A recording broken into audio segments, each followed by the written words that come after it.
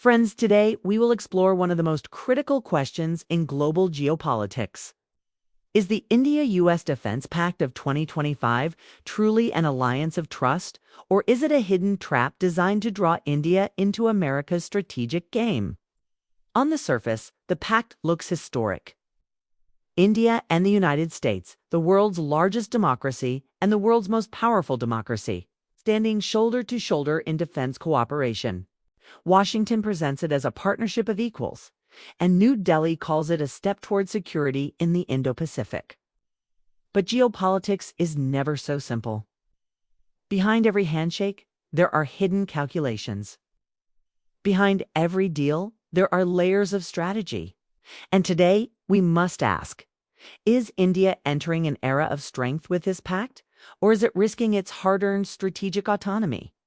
Over the last few years, India's defense ties have deepened at a pace never seen before. They already conduct massive joint military exercises like Yuddhabhas in the Himalayas and Malabar in the Indo-Pacific Seas. They have signed all the foundational agreements: SLEMOA for logistics, COMCASA for communication, BECA for geospatial intelligence. These allow Indian and American forces to share bases, to exchange sensitive intelligence, to use each other's systems in real time.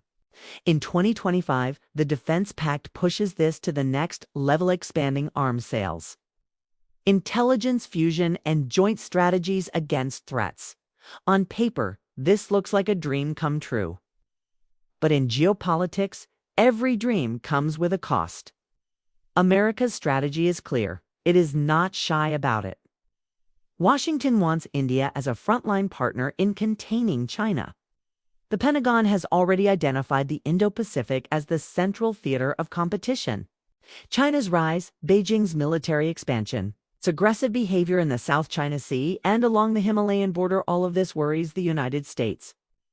But America does not want to fight China alone. It needs allies, and India is the only power in Asia big enough, democratic enough, and strategic enough to play that role. For America, this pact is a way to lock India firmly into its camp. But what about India's strategy? India has always followed the doctrine of strategic autonomy. Since independence, New Delhi has avoided becoming a junior partner to any global power. Whether during the Cold War or after, India has carefully balanced relations, sometimes leaning towards Russia, sometimes engaging the West, sometimes building ties with developing nations, but always avoiding permanent alliances. The reason is simple. Alliances may bring strength, but they also bring dependency. If you tie your national security too closely to one power, you may lose the ability to act freely tomorrow. That is the heart of the question. Does the 2025's Defense Pact strengthen India, or does it risk tying India too closely to America's agenda? Let us consider the benefits first. With this pact, India gains access to cutting-edge military technology. American drones, advanced aircraft engines, cyber defense tools, and satellite intelligence can supercharge India's defense modernization. In a time when China is rapidly expanding its navy, its missile arsenal, and its cyber capabilities, India cannot afford to fall behind. Access to American tech and intelligence can provide an edge. Moreover, joint exercises with the world's most powerful military can enhance India's readiness.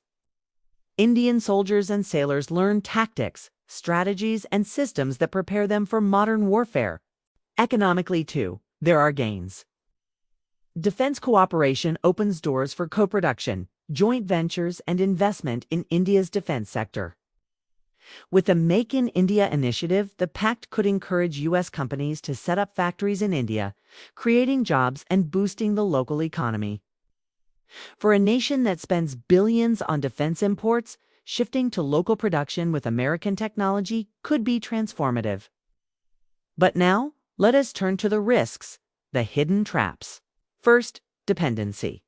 Once India integrates deeply into American systems, it risks becoming dependent on U.S. supplies, spare parts, and approvals. We have seen this pattern before with other nations. Once your military is tied to American equipment, Washington gains leverage. If tomorrow India takes a decision that does not align with U.S. interests, will America threaten sanctions, as it has done with others? Will Washington use defense dependency as a tool to pressure New Delhi? These are not imaginary fears. They are grounded in history. Second, entanglement. By signing deeper defense pacts, India risks being dragged into America's conflicts. Suppose tensions in the South China Sea escalate into open confrontation between the U.S. and China. Will Washington expect India to deploy its navy alongside American fleets? If India hesitates, will America see it as betrayal? If India participates, will it provoke Beijing into retaliation? Either way, India is at risk of being caught in a fight that is not entirely its own. Third, strategic trust. The U.S. is a partner, yes, but it has also been unpredictable. In the 1970s, America cut off support to India during critical times. In the 1990s, after India's nuclear tests, Washington imposed sanctions. Even now, America maintains defense ties with Pakistan, supplying weapons that India sees as a direct threat.